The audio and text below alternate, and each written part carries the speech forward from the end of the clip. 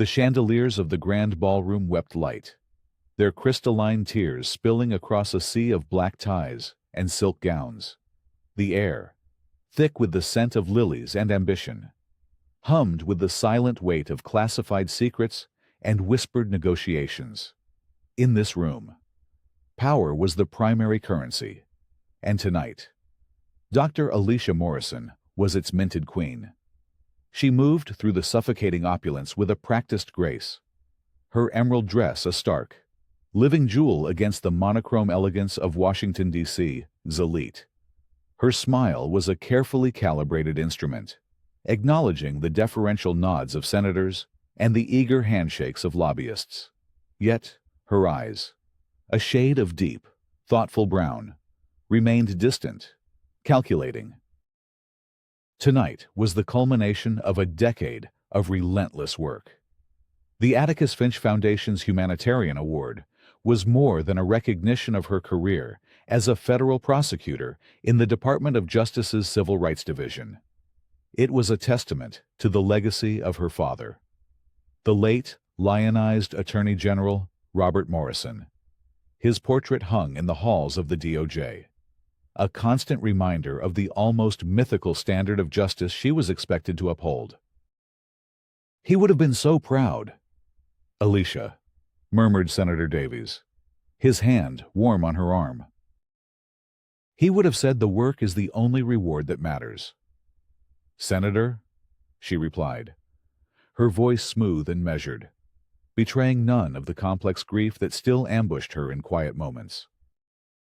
The host, a retired Supreme Court justice with a voice like warm honey, was approaching the podium. And now, to present our highest honor, a woman who has dedicated her life to defending the Constitution against its most insidious enemies, those who wield power not as a shield for the people, but as a weapon against them, Dr. Alicia Morrison. Applause, polite yet resonant, filled the ballroom. As Alicia rose, a path cleared before her, the assembled power brokers parting like the Red Sea. She felt the familiar pull of 100 camera lenses, their flashes like silent bursts of lightning. She took a breath, smoothed the silk of her dress, and began her walk toward the stage, her mind already composing the precise, humble words of her acceptance speech. She was 10 feet from the stage when the calm of the evening shattered.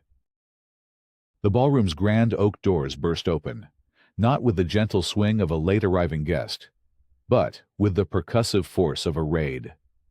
2 uniformed police officers flanked a woman in a sharply pressed captain's uniform. Her posture was ramrod straight, her silver hair cut in a severe, immaculate bob. Her face was a mask of placid authority, but her eyes, the color of a winter sky, were fixed on Alicia with an unnerving intensity. Whispers slithered through the clinking of champagne flutes as the city's most powerful people turned to stare. The woman was Captain Janet Wilson, a name Alicia knew well from the sprawling corruption investigation she was currently leading against the city's police department, an investigation that was just days from culminating in a wave of federal indictments. Captain Wilson and her officers moved with a chilling purpose, their polished boots echoing on the marble floor, a sound as alien in this space as a gunshot.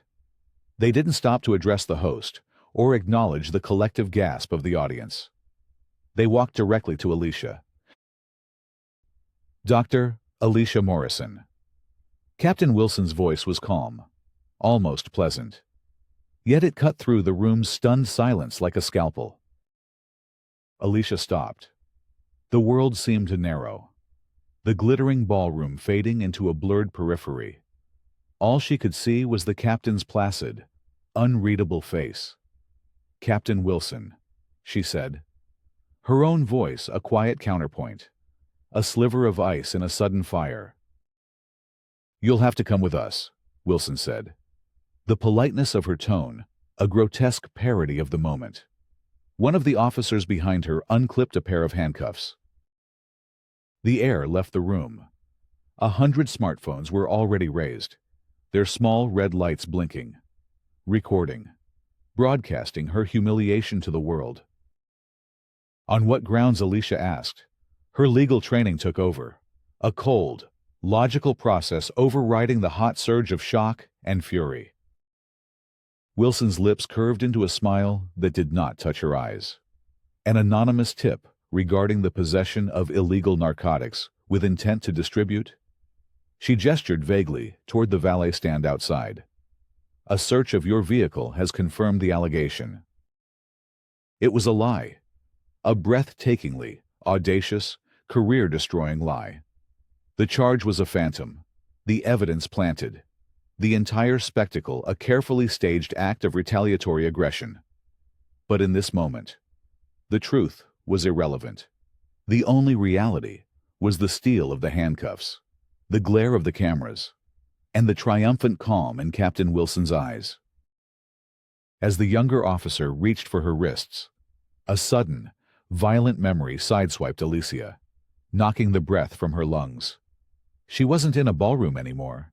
She was a child, small and helpless, standing on the cold stone steps of a courthouse. It was raining. A man was being led away in cuffs, his face a canvas of despair and shame, while his daughter, a girl with haunted, winter sky eyes, stared at Alicia's father with a look of pure, unadulterated hatred. Behind her father, Alicia had felt a wave of crushing humiliation, not for the man being arrested, but for the silent, weeping girl left standing in the rain. She felt the same sick, helpless feeling now, a profound, soul-deep shaming, public and absolute. The memory was gone as quickly as it came, a confusing, painful fragment she couldn't place. But the echo of its emotion remained. She looked from the handcuffs to Captain Wilson's face. The placid mask was still there. But Alicia now saw something new, flickering in the depths of those cold eyes, a dark, ancient satisfaction. This wasn't just an attack on a federal prosecutor. This was personal. With a profound act of will, Alicia drew herself up to her full height. She quelled the tremor in her hands, steadied the frantic rhythm of her heart. She would not give them the satisfaction of seeing her break. She met Captain Wilson's gaze, her own eyes becoming hard, focused, and utterly unyielding. She held out her wrists. "Captain," she said, her voice clear and carrying in the dead silence. "You always did have a flair for capturing an audience. We'll try not to disrupt the evening's program too much." The handcuffs clicked shut. The sound was a period, a definitive end to the life she had known. The flashes of the cameras became a blinding, strobing storm, capturing the image that would be on every news site within the minute. Dr. Alicia Morrison, the nation's celebrated crusader for justice, being led away in disgrace. The city precinct was a world away from the gilded cage of the ballroom. Here, the air was stale, smelling of bleach, sweat, and cheap coffee. The fluorescent lights hummed with a sickly yellow glare, casting long, distorted shadows across the linoleum floors, worn down by decades of shuffling feet. It was a place designed to strip a person of their identity, to reduce them to a number on a form. Alicia's world had shrunk to the cold, impersonal mechanics of the booking process. Her emerald gown, now seeming absurdly out of place, was a reminder of a life that felt a lifetime away. They took her fingerprints, the ink cold and sticky on her skin. They took her photograph against a cinderblock wall, the flashbulb unforgiving. They inventoried her belongings, a delicate gold watch, a gift from her father, the small leather-bound copy of the Constitution she always carried, her phone, its screen now a spiderweb of cracks from where it had been carelessly tossed onto the booking counter. "Name the desk sergeant," a beefy man named Coleman with a face like a clenched fist, barked without looking up. "Dr. Alicia Morrison." "Occupation." "Attorney." A snicker rippled from the corner. Where the two officers who had arrested her? Mitchell and a younger one she didn't know. leaned against a wall. "Sure you are, sweetheart," Mitchell drawled. "And I'm the Chief Justice." Alicia ignored him. Her focus, a tight, controlled beam. "I am a federal prosecutor with the Department of Justice. I am requesting my phone call, and I demand to speak with my legal counsel and my direct superior, Deputy Attorney General Mark Chen." Sergeant Coleman finally looked up, his eyes filled with a mixture of amusement and disdain. "You get your call when we say you get it. You'll find we have our own way of doing things here." The threat was veiled but clear. They were in control. From across the room, another officer watched the exchange with a quiet, assessing gaze. Detective Amanda Davis was a 20-year veteran, a rarity in a department that tended to chew up and spit out anyone who wasn't part of the dominant, swaggering culture. She had a weary intelligence in her eyes, and she saw things the others missed. She saw the expensive, tailored cut of the suspect's dress. She saw the lack of fear in her eyes, replaced by a cold, analytical fury. Most of all, she heard the precision in her language. This woman wasn't just an attorney. She spoke with the ingrained authority of someone who lived and breathed the highest levels of the law. Captain Wilson emerged from a glass-walled office that overlooked the booking area, a small clear baggie held between her thumb and forefinger. It contained a small amount of white powder. "Found this tucked into the side pocket of the driver's side door, under a stack of legal briefs," Wilson announced to the room, her voice carrying an air of professional satisfaction. She was building her narrative for the official report, for the inevitable lawsuit. Alicia's blood ran cold. The lie was so clean, so simple. It was her word against a captain and 2 officers. "That is not mine," she stated, her voice devoid of pleading, filled only with cold fact. "You will find no trace of my DNA or fingerprints on that bag." Wilson smiled, that same chilling, mirthless smile. "We'll let the lab figure that out. For now, possession is all we need." She sealed the bag and handed it to Coleman. "Book her on possession with intent. Let's do this right." The phrase "do this right" was a bitter poison. They were meticulously documenting their own crime, weaving a tapestry of lies that would be difficult, but not impossible, to unravel. The formal charges were filed. The frame-up was now official, a permanent stain on the public record. This was no longer just a spectacle of humiliation. It was the first move in a war, a deliberate, calculated attempt to neutralize her and derail her entire investigation.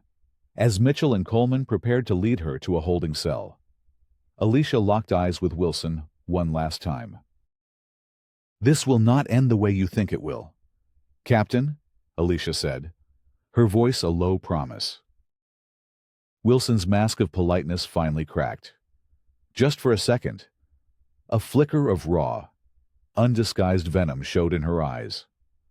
"Oh, I think it will, Doctor," she replied softly, her voice a silken threat. "I think it will end exactly as it was meant to." The words hung in the air, confirming Alicia's suspicion. This wasn't random. This was orchestrated, and Wilson was the conductor. As the heavy steel door of the holding cell clanged shut behind her, Alicia leaned her head against the cold, grimy concrete. The public humiliation was the opening salvo. The fabricated evidence was the beachhead. Now, the real battle would begin, fought not in a glittering ballroom or a sterile courtroom, but here, in the shadows, where the law was just a weapon to be twisted by those in power. The holding cell was a concrete box, 8 feet by 6. It contained a steel slab for a bed and a toilet that smelled of rust and despair. The air was cold, but Alicia's mind was on fire. Humiliation had given way to a glacial, clarifying rage. They thought they had trapped her. They were wrong. They had placed her at the very heart of the crime scene. Her first priority was to survive. Her second was to observe. Her third was to turn their cage into a weapon. She began to catalog every detail, the names she had heard Coleman, Mitchell, the precise time she was denied her phone call, the exact wording of Wilson's lies about the planted evidence. She was no longer just a victim. She was the star witness in her own federal case. Across the booking area, Detective Davis couldn't shake the feeling that something was deeply wrong. The suspect's calm, her precise legal terminology, Wilson's unusual personal involvement in a routine drug arrest, it all felt off. Following a hunch, she returned to her desk and quietly ran Alicia Morrison's name through the interstate database. The initial results were unremarkable, a clean record, a D.C. address. But Davis had learned to be thorough. She cross-referenced the name with federal employee databases, a system local cops rarely used.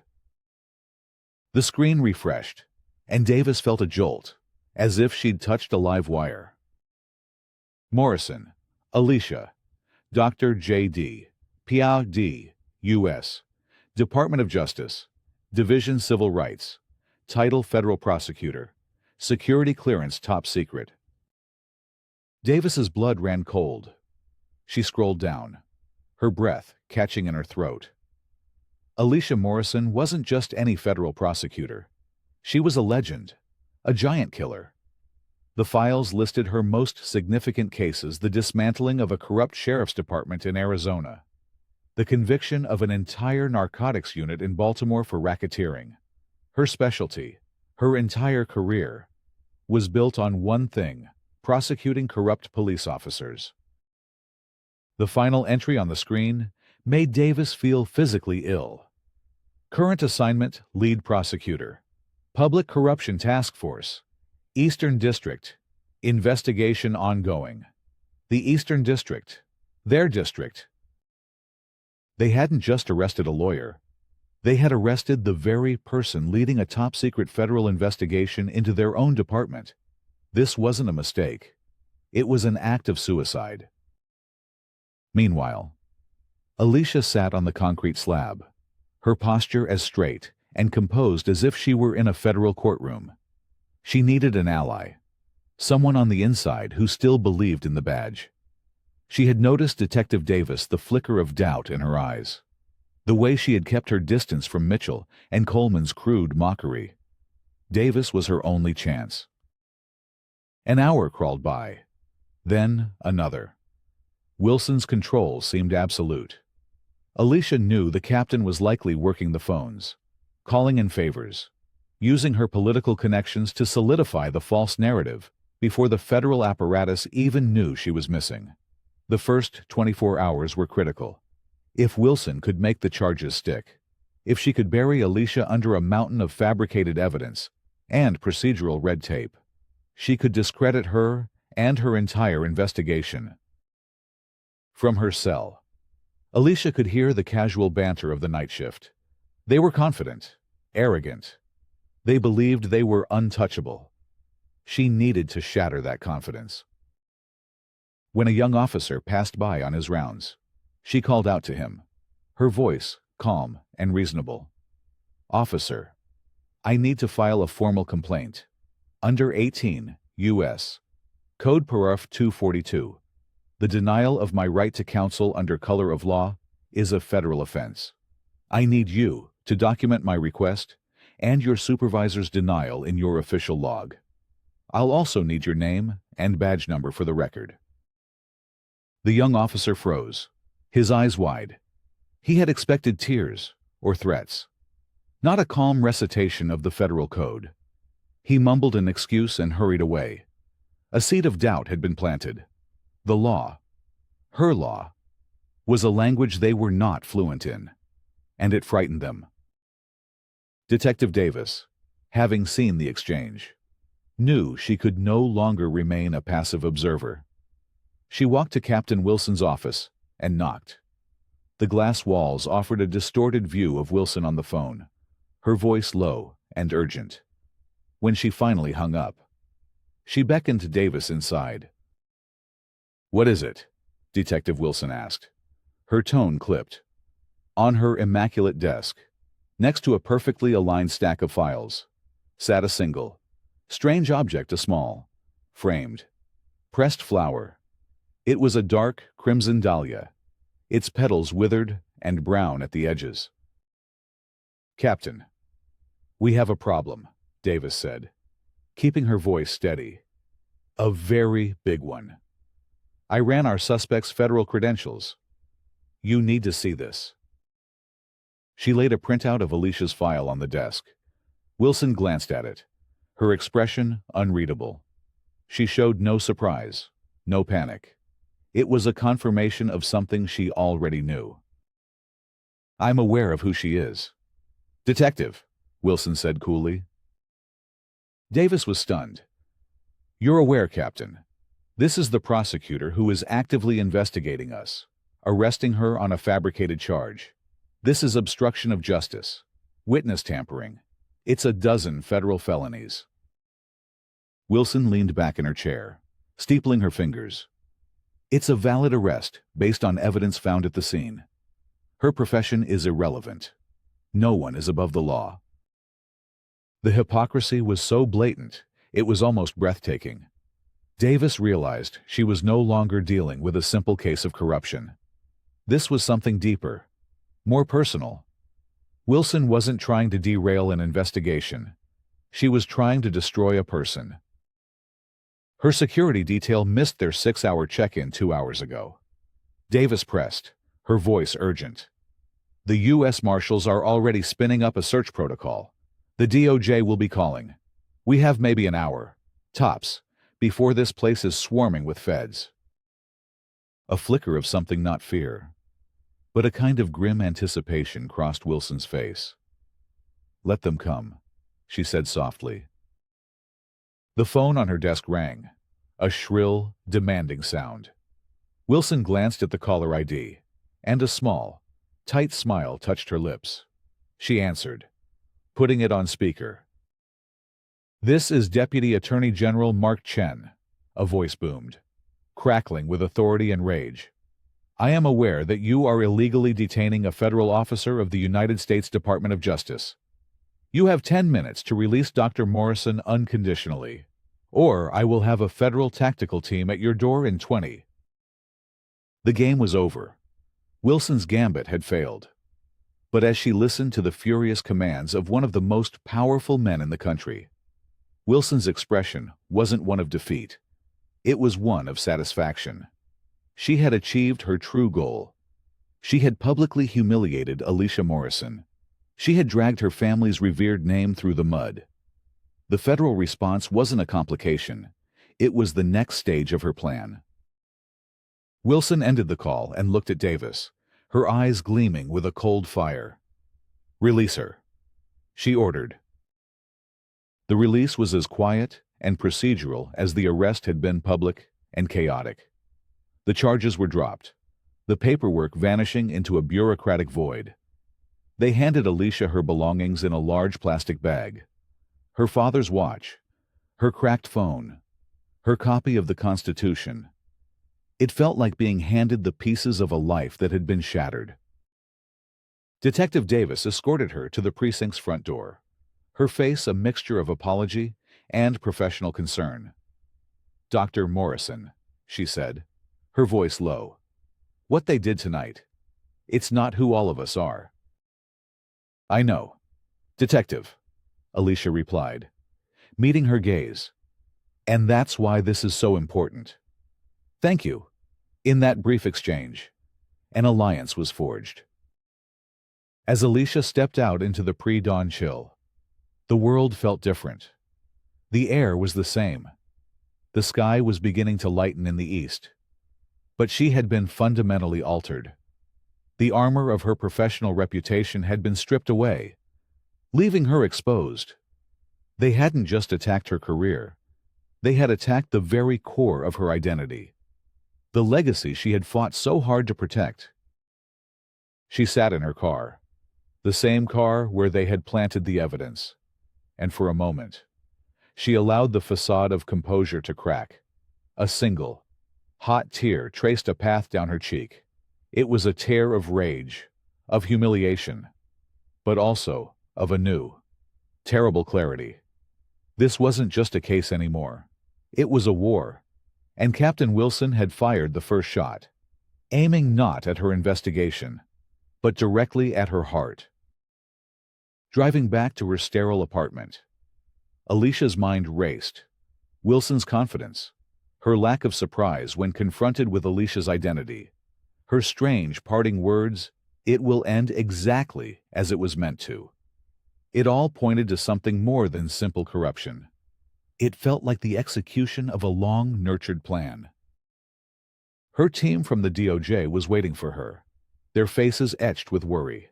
Mark Chen, her boss, a man whose formidable presence usually filled any room, looked at her with a profound, almost paternal concern. "Alicia, are you all right?" he asked. "I'm operational," she replied. The prosecutor's term for "I can still function." They planted evidence, fabricated the charge. It was a clear act of witness intimidation and obstruction. "We'll bury them," Mark growled. "The full weight of the DOJ will come down on that precinct so hard they won't know what hit them." "No," Alicia said, her voice quiet but firm. "Not yet. A full-scale federal assault is what she wants. It makes her a martyr, fighting the big bad feds. It muddies the waters. This was a calculated move. We need to be just as calculated." She spent the next few hours being debriefed by federal agents, the words and details of her ordeal becoming cold, hard facts in an official report. But as she spoke, her mind kept snagging on the incongruous details. Wilson's strange, serene calm, the flicker of personal hatred in her eyes, the pressed dahlia on her desk. It felt like a piece of a puzzle she couldn't see. Later that day, alone in her office, surrounded by the towering stacks of evidence against Wilson's department, she started digging, not into the corruption case, but into Captain Janet Wilson herself. She pulled up her service record, her commendations, her personnel file. It was all exemplary, a steady, methodical climb through the ranks. But Alicia kept digging, going back further, looking for any anomaly. She ran a search on Wilson's maiden name, Clark, Janet Clark. She cross-referenced the name with old legal databases, searching for any connection, however tenuous, to her family, to her father. For hours, she found nothing. Then, a single, obscure result popped up. A 25-year-old case from their shared hometown of Eastwood, Pennsylvania, a place Alicia had left behind but never forgotten. Commonwealth v. David Clark. Alicia's heart hammered against her ribs. David Clark. The charge was embezzlement, fraud, and racketeering. He was the CEO of a local manufacturing plant that had gone bankrupt, taking the town's economy and hundreds of pensions with it. It had been one of her father's signature cases from his time as the state's attorney general, the one that had solidified his reputation as a ferocious, incorruptible champion of the people. She pulled up the case file, the digital text blurring before her eyes. She scrolled through the list of family members. Spouse deceased. Daughter Janet Clark, age 19. The puzzle piece slammed into place with breathtaking force. David Clark was Janet Wilson's father. The memory from the gala, the one that had ambushed her with such force, came rushing back, now in sharp, horrifying focus. The rainy courthouse steps, the shamed, broken man being led away, the teenage girl with winter sky eyes filled with a terrifying, absolute hatred. That girl was Janet Wilson, and she had been staring at Robert Morrison, Alicia's father, the man who had just destroyed her world. This whole elaborate scheme, the public arrest, the humiliation, the fabricated charges, it wasn't about derailing an investigation. It was about revenge. It was a meticulously planned, 25-year vendetta. Wilson hadn't just targeted a federal prosecutor. She had targeted Robert Morrison's daughter. She was trying to do to Alicia what she believed Alicia's father had done to her family: ruin them, shame them, and strip them of everything they held dear. The fight had just become deeply, terrifyingly personal. Alicia stared at the screen, at the faded newspaper photo of a young Janet Clark leaving the courthouse. In her hand, she was clutching a single, dark red dahlia. The revelation shifted the ground beneath Alicia's feet. Every assumption she had made about the case was wrong. This wasn't a battle against a corrupt system. It was a blood feud. Wilson wasn't a common criminal motivated by greed. She was a woman fueled by a quarter-century of meticulously nurtured rage. Understanding her enemy's motive, however, was a cold comfort. In fact, it made Wilson far more dangerous. A common crook could be leveraged, intimidated, or bought. A zealot on a quest for vengeance was predictable only in her relentlessness. Wilson didn't wait. The morning after Alicia's release, the war escalated, moving from the precinct to the court of public opinion. An article appeared on the front page of the city's most influential news blog. Its headline, "A Poison Dart, DOJ's Crusader, Prosecutor Targets Police After Own Drug Arrest." The story, fed by anonymous high-level police sources, was a masterpiece of misdirection. It painted Alicia not as a victim, but as an aggressor, a vindictive, out-of-control federal agent using the power of her office to settle a personal score after a routine but justified traffic stop. The planted drugs were mentioned as a fact, the dropped charges as a result of federal strong-arming. Wilson was quoted. Her words, a perfect blend of professional regret and steely resolve. "No one is above the law," she said. "We respect the work of our federal partners, but we have a duty to the citizens of this city. We will not be intimidated." The smear campaign was brutally effective. Phones began to ring at the DOJ. Politicians, smelling blood in the water, made cautious inquiries. The public, already wary of federal overreach, began to see the narrative Wilson wanted them to see: a decorated police captain standing up to a corrupt federal agent. Mark Chen called Alicia into his office. The air was thick with tension. "They're trying to frame this as a vendetta. Alicia, they're turning your own investigation into a weapon against you." "It is a vendetta, Mark," Alicia said quietly. "Just not mine." She laid out what she had discovered: the connection to the Eastwood case, Wilson's father, the 25-year-old grudge.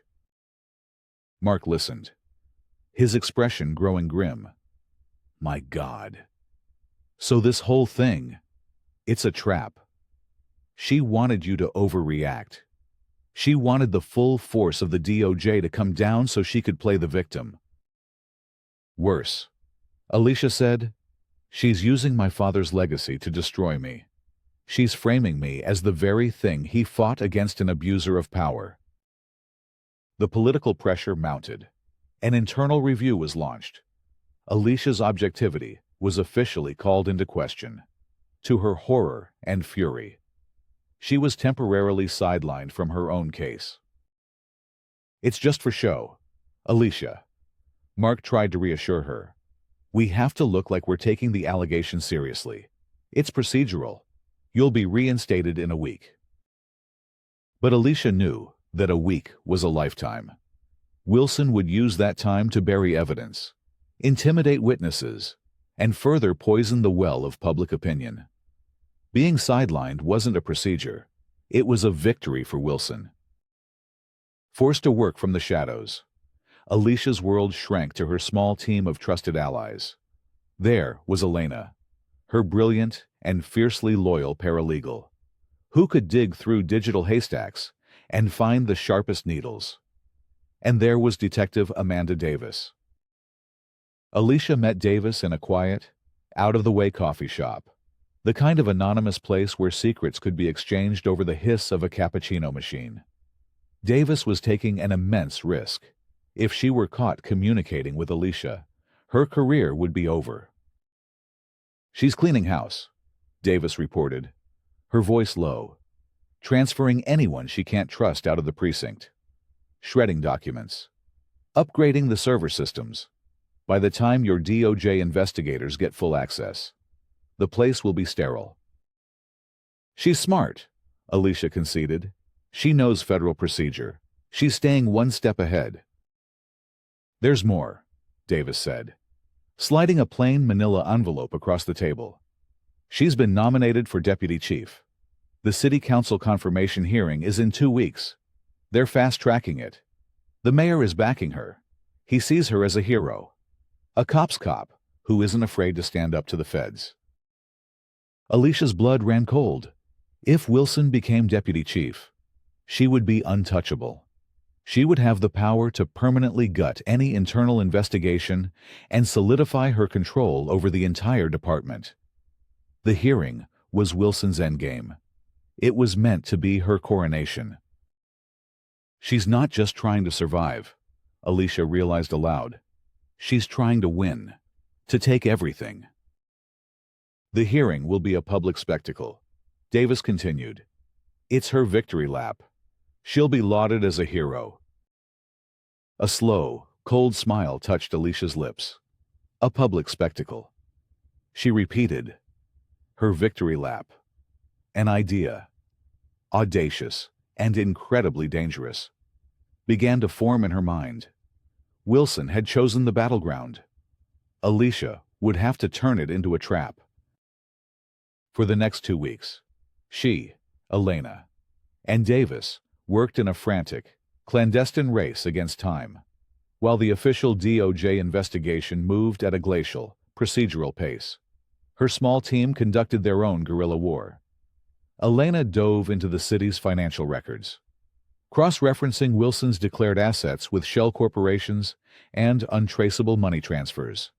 Davis, working from the inside, subtly pointed the official investigators toward specific pieces of evidence she knew Wilson hadn't been able to destroy, feeding them just enough to keep the official case alive without revealing her hand. Alicia's focus was singular. She was reinvestigating her father's old case against David Clark.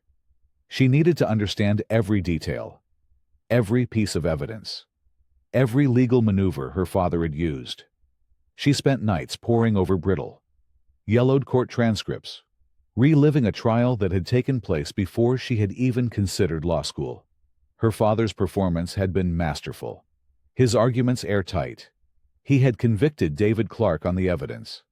Of that, she was certain. But as she dug deeper, a small, unsettling detail emerged. A key witness, Clark's chief financial officer, had changed his testimony at the last minute, providing the crucial evidence that sealed the conviction. The official record stated he'd had a crisis of conscience. But Alicia found a sealed addendum to the file, a handwritten note from her father to the lead investigator. It was cryptic leverage applied. "He's on board. We can proceed." What leverage? It was a whisper of a doubt, a faint crack in the marble facade of her father's perfect legacy, the kind of morally gray area that prosecutors sometimes entered to secure a just conviction. He hadn't fabricated evidence, but had he bent a rule, coerced a witness? It was a question she couldn't answer, a loose thread she didn't have time to pull. Not now. Wilson's hearing was only days away.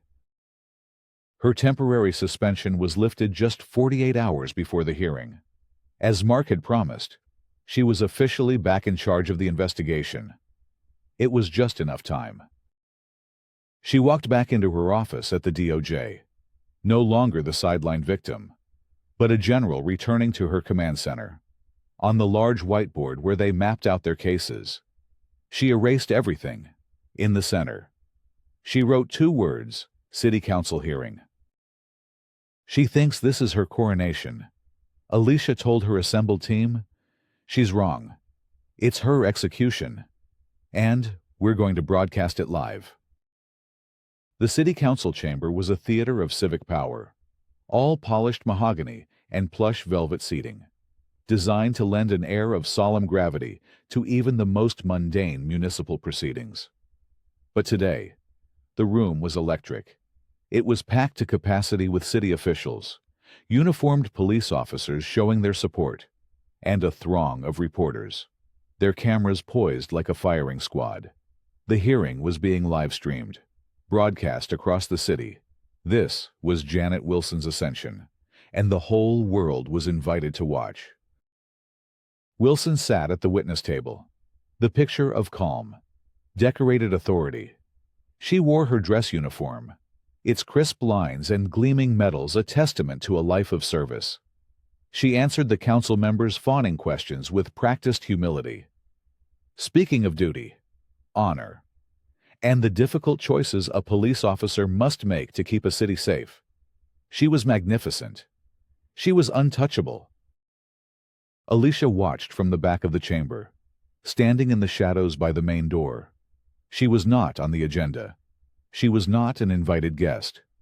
She was an interruption, an explosion waiting to happen. In her hands, she held a single, sleek tablet computer. It contained everything. The council chairman, a portly man with a booming voice, beamed at Wilson. "Captain, this council is honored to—" "Point of order, Mr. Chairman."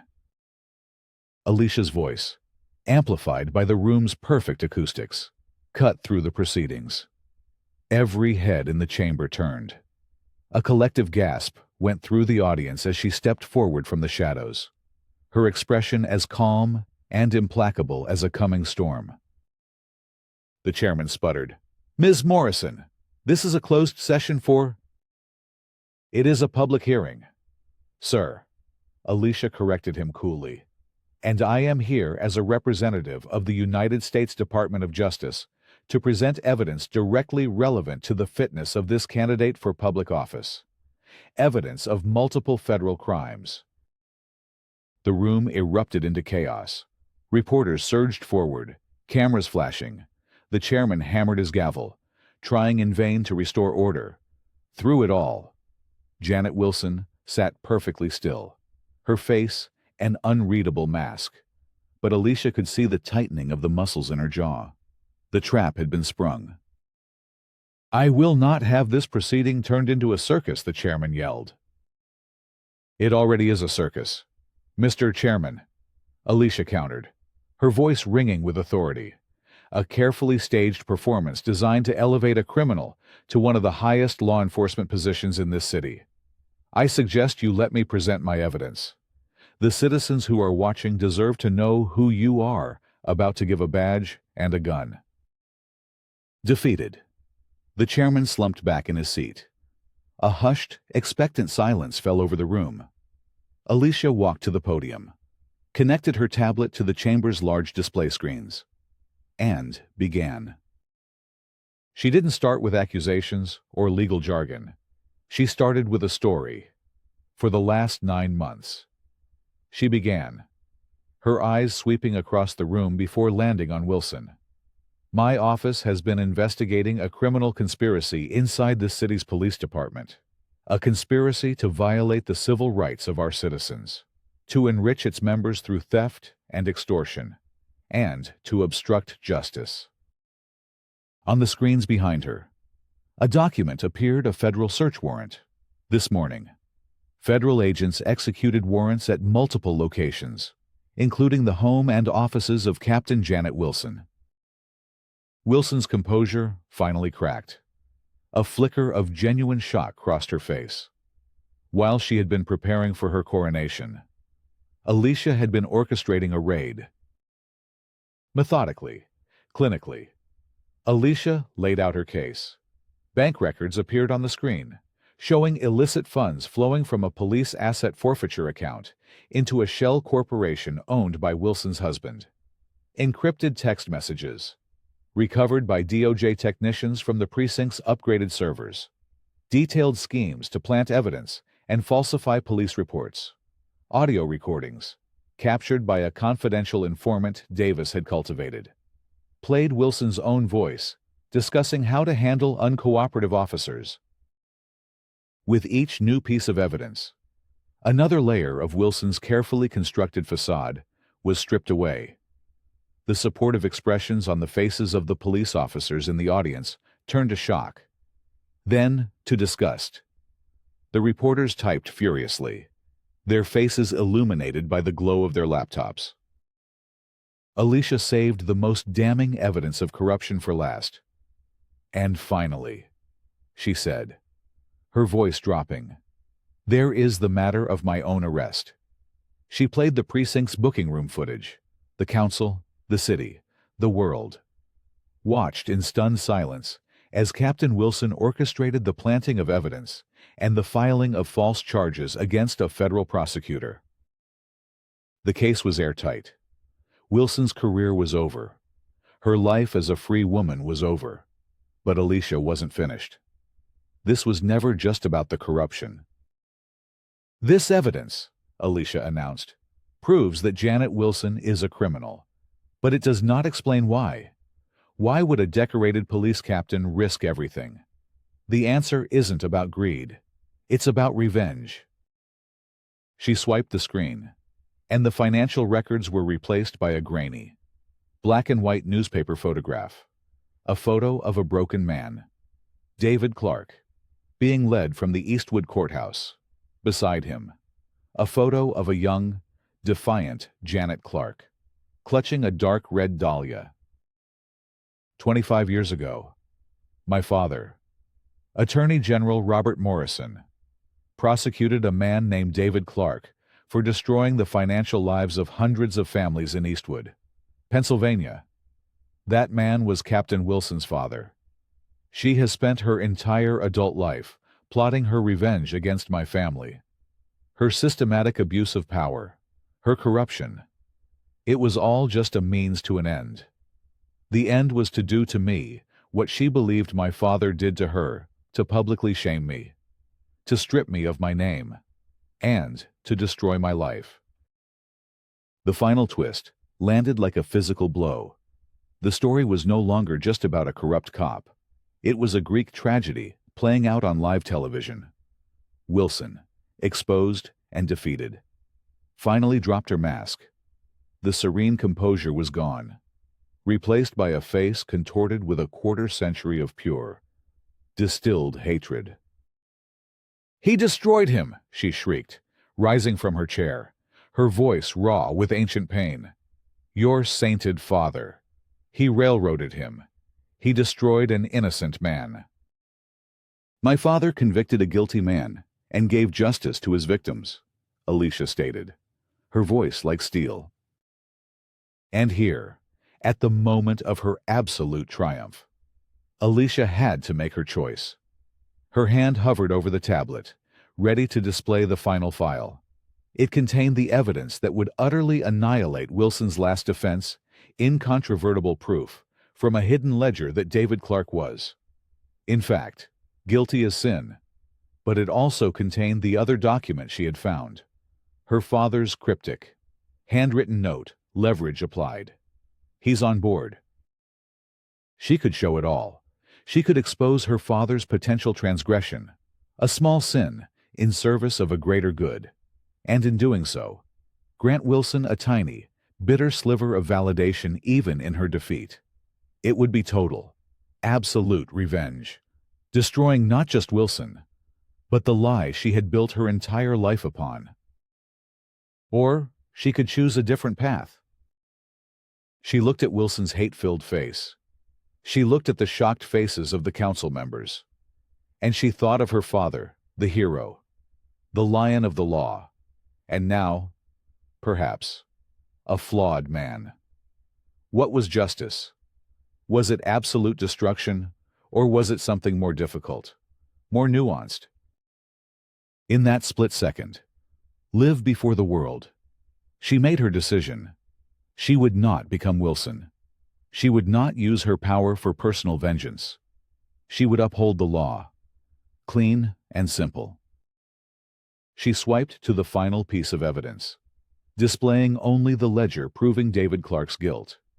She kept her father's note, his flawed humanity, to herself. It was a secret she would carry, a complex inheritance that would forever temper her own understanding of justice. David Clark was guilty, Alicia said, her voice quiet but firm, speaking directly to Wilson. The evidence was overwhelming then, and it is undeniable now. My father didn't destroy your family. Janet, your father's choices did, and everything you have done since. Every crime you have committed. Every life you have ruined in the name of your private war. Those are your choices. And now, you will finally be held accountable for them. It was over. Two federal marshals, who had been waiting discreetly at the back of the chamber, moved forward. They flanked Wilson, who stood frozen, her face a mask of utter, soul-shattering defeat. The clicking of the cameras was the only sound in the room as they placed her under arrest. Justice, public and absolute, had been served. In the aftermath of the hearing, the city felt like it had been struck by a political earthquake. The media frenzy was relentless. But Alicia moved through it like the calm eye of a hurricane. Janet Wilson was in federal custody, awaiting a trial whose outcome was a foregone conclusion. The 43 indictments against her co-conspirators were unsealed, and a wave of arrests swept through the corrupted ranks of the police department. The system, jolted and exposed, began the slow, painful process of cleansing itself. A few days later, Alicia found herself standing in the quiet solitude of the cemetery where her father was buried. The late autumn air was crisp, and fallen leaves skittered across the manicured lawns. She stared at the simple granite headstone, Robert Morrison, husband, father, attorney general, fiat justitia, ruat caelum. Let justice be done, though the heavens fall. The heavens hadn't fallen, but her perfect image of the man buried beneath the stone had been fractured. The small, ambiguous note Leverage applied was a ghost that now stood between them. He was still her hero, the man who had taught her to believe in the absolute power of truth. But he was also a man, a fighter, who may have been willing to bloody his own knuckles in the service of a just cause. Her justice could not be his. She couldn't live with that kind of moral compromise. However small, her victory over Wilson felt hollowed out by this new, complex truth. She hadn't just defeated a villain. She had been forced to confront the flawed nature of her own legacy. That evening, she met Detective Davis, now acting Captain Davis, at the same quiet coffee shop. Davis looked exhausted, but energized, tasked with the monumental job of rebuilding her shattered department from the ground up. We're starting with a full audit of every case the indicted officers ever touched, Davis said, stirring her coffee. It's going to be a nightmare. Years of work. But it's necessary work, Alicia said. It's the only way to restore faith. What you did at that hearing, Alicia, you didn't just expose the rot. You gave the good cops, the ones who've been keeping their heads down for years, a reason to believe again. Davis paused, looking at her intently. You could have destroyed her completely. The rumors about her father, you could have torn that apart, too. But you didn't. You stuck to the facts of her crimes. That took a different kind of strength. Alicia gave a small, weary smile. Justice isn't about destruction, Amanda. It's about building something better in its place. Leaving the coffee shop, Alicia knew what she had to do. The path forward was startlingly clear. She could no longer serve a system, even a just one, that sometimes required its champions to live in the gray areas. She had to build her own. 6 months later, the legal proceedings against Janet Wilson and her conspirators were concluded. Wilson received a sentence of 20 years in federal prison, a quiet, ignominious end to her epic, misbegotten quest for revenge. The city's police department, under the permanent leadership of Chief Amanda Davis, was a model of reform and transparency. The media attention had faded, and the world had moved on. Alicia Morrison, the hero of the hour, had quietly resigned from the Department of Justice, a move that shocked the legal community. Many assumed she would take a lucrative job at a prestigious law firm or accept a nomination for a judgeship. Instead, she called a press conference at the steps of the old Eastwood Courthouse, the very place where the seeds of the tragedy had been sown a quarter-century before. Standing at a podium, with the morning sun at her back, she looked out at the assembled reporters and citizens of her old hometown. "For my entire career," she began, her voice steady and clear, "I have worked to uphold the law from within the system. I believed, as my father did, that our institutions are the strongest shield we have against injustice. I still believe that.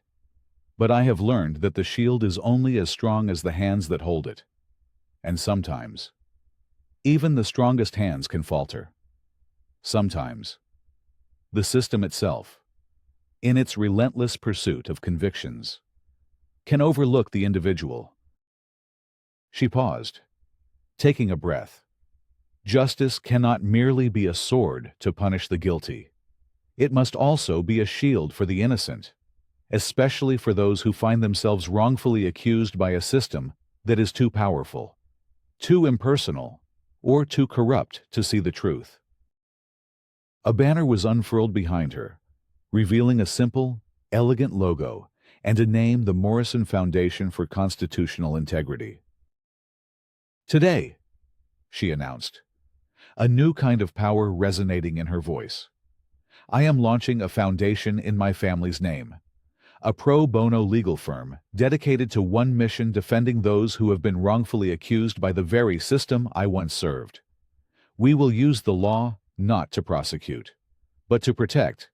We will seek not vengeance, but truth. We will work to ensure that no other life is twisted and destroyed by a perceived injustice, so that the cycle of revenge and tragedy that consumes so many, including Janet Wilson, can be broken for good." It was her final, surprising move. She was not returning to her old life or cashing in on her fame. She was redefining her purpose, transforming the pain of her ordeal and the complicated truth of her father's legacy into something new, something that could heal rather than punish. The final scene of her public life was not in a courtroom or a hearing, but in the modest, sunlit office of her new foundation a few weeks later. The walls were lined with books, not awards. The air smelled of fresh paint and new beginnings. A young, idealistic lawyer, the foundation's first hire, stood before her desk, looking nervous and awed. Alicia smiled, a genuine, unburdened smile that reached her eyes. She pushed a thick case file across the desk toward him. "Our first client," she said, "a man in rural Pennsylvania, accused of a crime the local sheriff is convinced he committed. The evidence is thin. The public defender is overwhelmed. He says he's innocent." She looked at the young lawyer, seeing in his eager face the same fire that had once burned so purely in her. She was no longer just a weapon of the law. She was its guardian, its teacher. She was using her restored power not to destroy, but to build. From the ashes of her ordeal, from the complex truth of her father's life, she was cultivating a new, more compassionate garden of justice. She was passing the torch.